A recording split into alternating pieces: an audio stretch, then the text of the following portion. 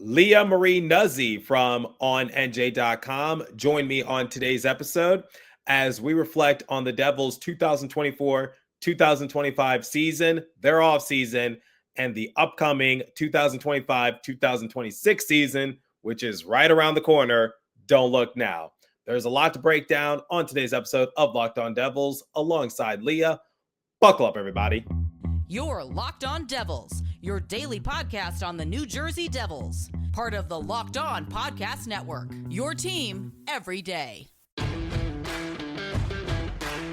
Hi, this is Bryce Salvador, and you're Locked On Devils with Trey Matthews. Leah scores!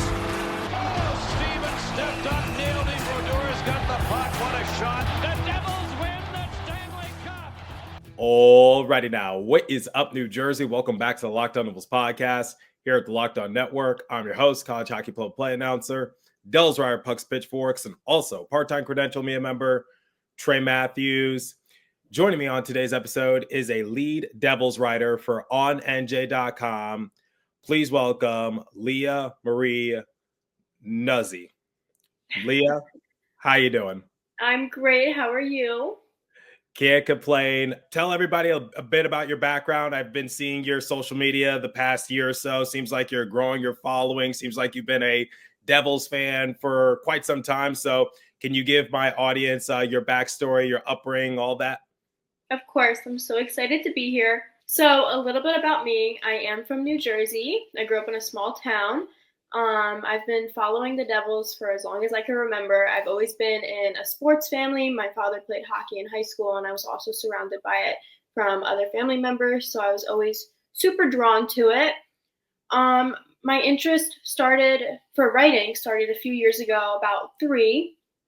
I used to have a smaller Twitter account, and I would post game recaps on my own and everything, and then I was very grateful to hear from my first company, which was Jersey Sporting News, and that's where I began. I was with them for about a year, and then I took some time off. And then just last September, October, that's when I joined ONNJ, and they brought me on, and I started covering the Devils. I also worked with the PWHL and covered some of their games. And now, thankfully, I'm very grateful, I have become the lead for the NHL and the New Jersey Devils with ONNJ. So I'm taking on that role this coming up season, and I'm so thrilled.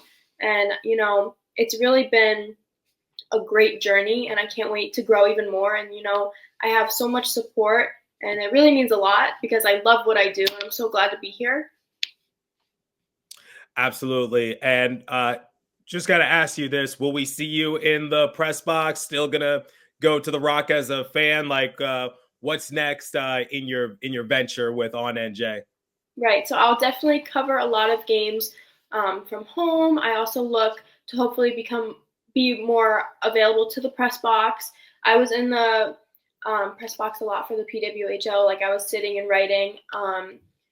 And that was wonderful. I also did the Devils holiday hospital visitation last year, and I look forward to doing that again. I really just want to put everything out there and give everyone the best work I can produce, and then also lead my team now that I am leading a bunch of other writers.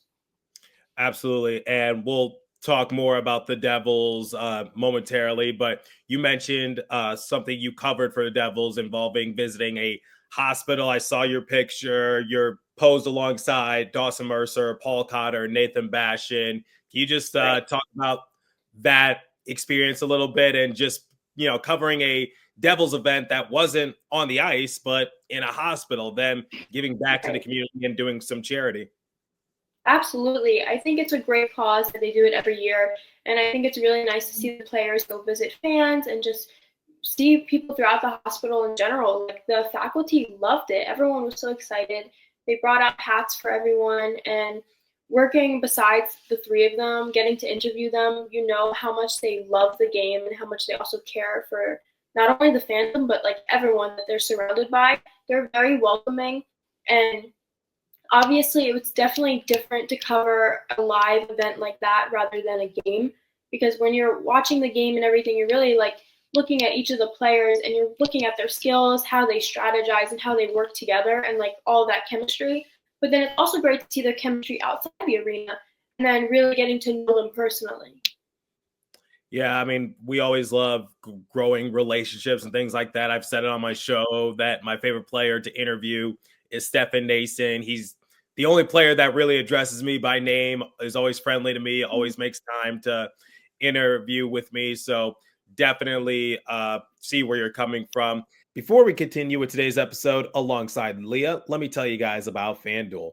The NFL season is almost here, and FanDuel is making sure you're ready for kickoff with a can't-miss offer.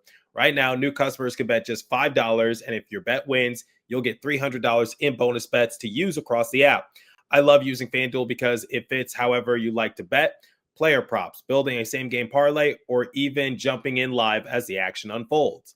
So, are you ready to play? Download the FanDuel app right now by visiting FanDuel.com to get started. That's FanDuel.com to place your first $5 bet.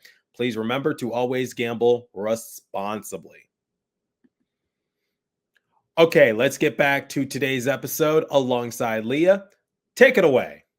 Now, let's talk about the Devils broadly a little bit more. So, you obviously have covered them in terms of writing, and you've also gone to games as a fan.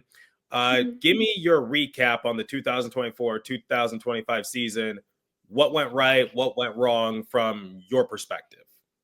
Right. Okay, so from my perspective, I really loved the season. I think not only was it a chance for me to really grow as in myself and my work, I really saw a lot that I liked from the team, despite the ups and downs.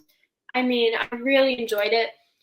But with all the injuries, like we had such a great start. We started off strong, and the fans were absolutely loving it. Like everyone was going crazy and everything. And, it's so good to see that because it's so genuine.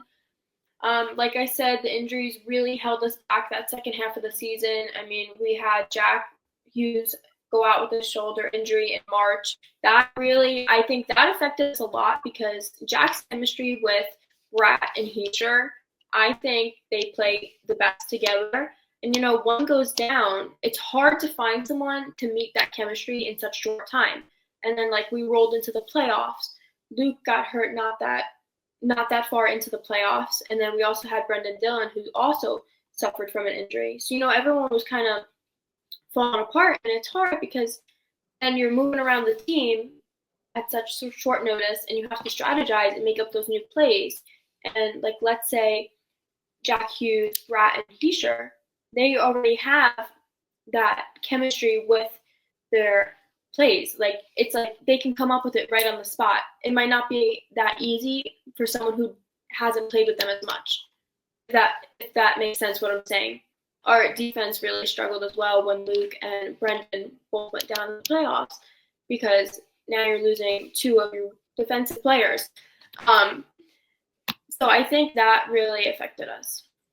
I would also say Jonathan Kovacevic going down as well. Right.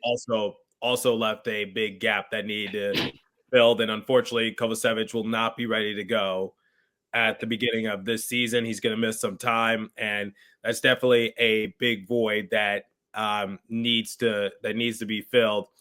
So Devils were eliminated in the first round against the Hurricanes. To sort of add on to that, you talked about the injuries and things like that, but did you have any positive takeaways or just something to hold your head high about? Just yep, they got eliminated, but they did do well in this category. Right. Of course I did. Like I said, I always try and keep a positive mindset towards the team. I think at that point, they even continued to try their best knowing how much was going wrong. And, that's really hard on players' mental health and then also their physical health, And I think it was very important that there was still so much support from the fans and the writers, all in general, just really supporting the team no matter how tough the situation got. And really just thinking next season's a few months from now. They have that whole summer to pick up new strategies and really focus on their strength and really train a lot harder, even though those with injuries also might feel a little bit behind. Knowing that they have the offseason to really recuperate, I think was a very vital and important move. And not really just, like you said, Jonathan Kovacevic is not ready to come back due to his injury. And that's really tough because now you have to figure out who's going to fill that role until he can come back. You know, so it was really just like staying positive for the whole team, you know? Now, let's talk about your thoughts heading into the offseason. So, what did you think that the Devils need specifically to help them bolster their roster a little bit? Because Fitzgerald said we're not running it back with the same group of guys. Wasn't good enough. The offseason wasn't really that eventful, not just for Devils, but Right. a lot of different teams. So, what were your overall thoughts heading into the offseason, and were you satisfied with the result? My thoughts going into the offseason was definitely that I wanted to see them strengthen up and also to see Fitzgerald make some changes to both our offense and defense, and definitely build up new passing strategies. I think our defense could be a lot better. You know, I see them struggling a little bit to really like stay on top of like the goal and protect the goal. And it's not often that I see that, but it's just, I think that's really important, you know, because the defense really worked the closest to the goal, in my opinion, you know. But I'm not disappointed with our changes. Do I think maybe there could be some more? Yes, but I also won't really know until I see how the current players play with our changes in the next season. What was your favorite move? And do you think the Devils have enough to really take their team to the next level come next season? Okay, so my favorite move was definitely keeping Cody Glass and re-signing and extending his contract. At first, I know many fans were unsure about his arrival, but I really think coming at such short notice, I mean, it wasn't that such short notice, but he really proved himself. And I think he has a lot of room to really grow and progress with the Devils. So that was definitely one of my favorite moves that we did make. I know that's not technically a part of the offseason because he was already with us and that we just re-signed him a little more.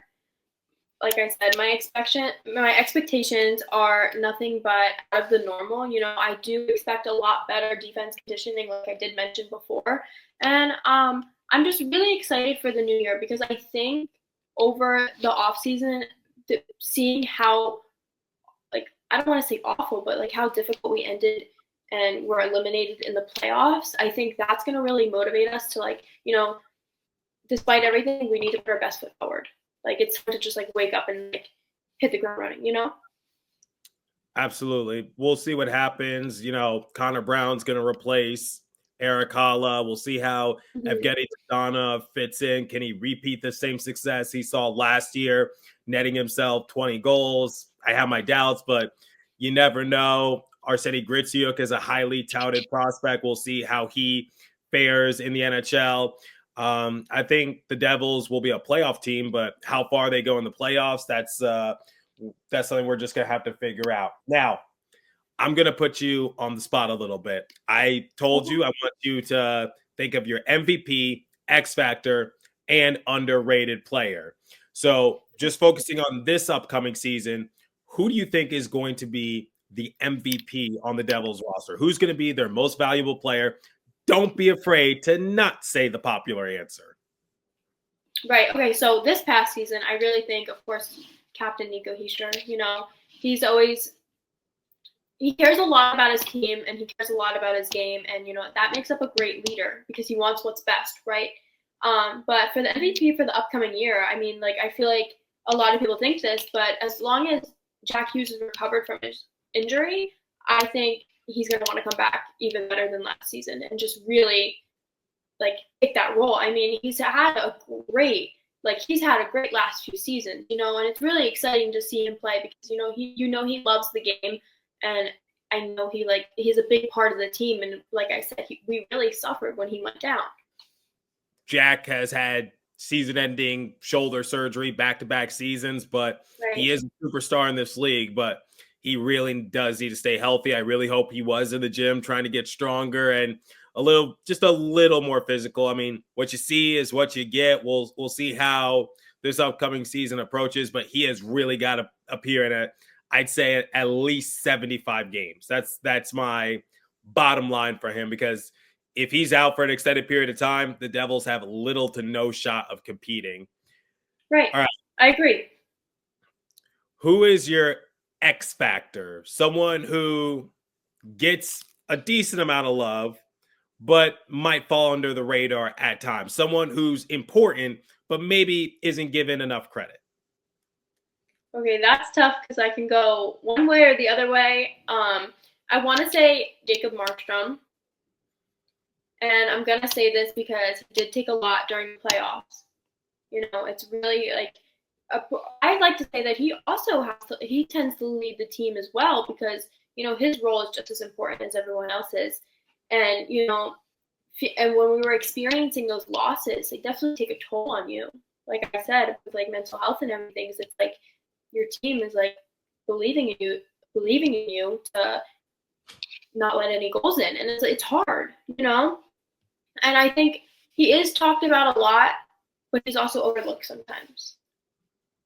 I would agree with that. I think him and Jake Allen were very underrated in the league, just because maybe you don't think of them as the best goaltending tandem in the NHL, but they certainly were very effective. And for the first time in many years, the Devils did not have to worry about goaltending, which I think is very impressive. So Jacob Markstrom and Jake Allen, to your point, very, very solid goalies, and they are definitely going to play a big X factor because they were a big reason why the Devils were able to muster up some of those wins. It does come down to goaltending, and if you don't have good goaltending, it can negate good defense, but it's a two-way street, so I definitely agree with you. I personally really like Jake Allen. I really like him. I know a lot of fans were also unsure, but I personally liked him, and talking to other people I right alongside, they also could agree. I think there's a lot of potential. I know people thought age was a factor in how well his skills could be, but I personally like him. I think he does well. Yeah, he's there when you need him. Oh yeah, he was definitely there when Markstrom went down with his injury. So yes, you are correct. And Jake Allen, yes, he and Markstrom, they're both 35 years of age. They don't have forever. Father Time is undefeated for a reason. But you know what? I think we should enjoy the next few seasons we have with Allen. He signed at a very team-friendly deal. But how much longer can he play at this level? We don't really know. Right. But here's something I do know. Allen was really good. And maybe the less you ask out of him, the better he'll perform. I honestly thought he would leave in free agency, if I'm being completely honest. Okay. I thought he would go to a team like Edmonton, who's probably in search of a better goaltending tandem. But he decided to stay in New Jersey. It makes sense. He's older. He's not ring chasing. He already has a Stanley Cup. It seems like he and his family love New Jersey, which I also think is very important. It seems like the team culture in New Jersey is starting to shift a little bit. People actually want to play here. People actually want to remain long-term. So love to hear that from Jake Allen. And Jacob Markstrom said that if Tom Fitzgerald calls his phone, he's picking up. So I think I love that. I think it's amazing. Seeing, like you said, how many players want to play for Jersey, I think it's incredible.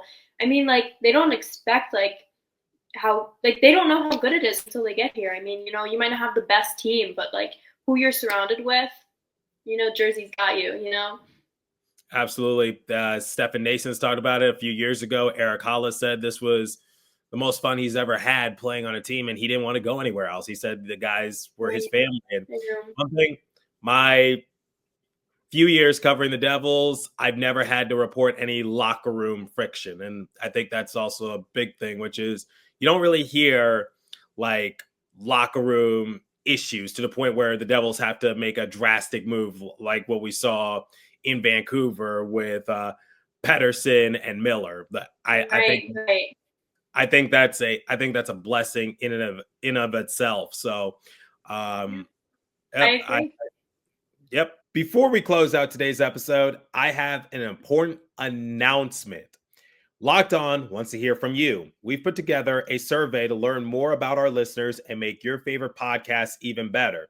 This is your chance to tell us what you like, what you don't, and answer questions about our advertising. Go to lockedonpodcast.com/survey to get started. Everyone who completes a survey will be entered for a chance to win one of 10 $100 Amazon gift cards. Again, that's lockedonpodcast.com/survey.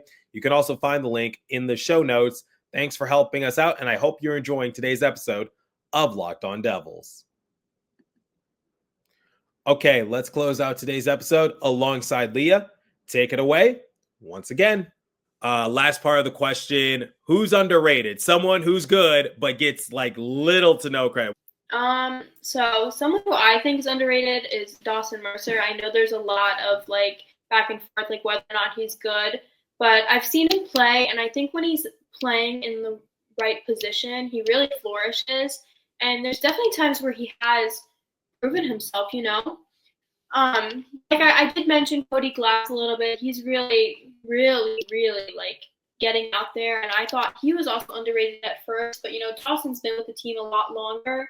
I would definitely love to see more of Dawson, and I just think he's a really vital player, and the coaches and everyone thought that he didn't belong there. He wouldn't be here.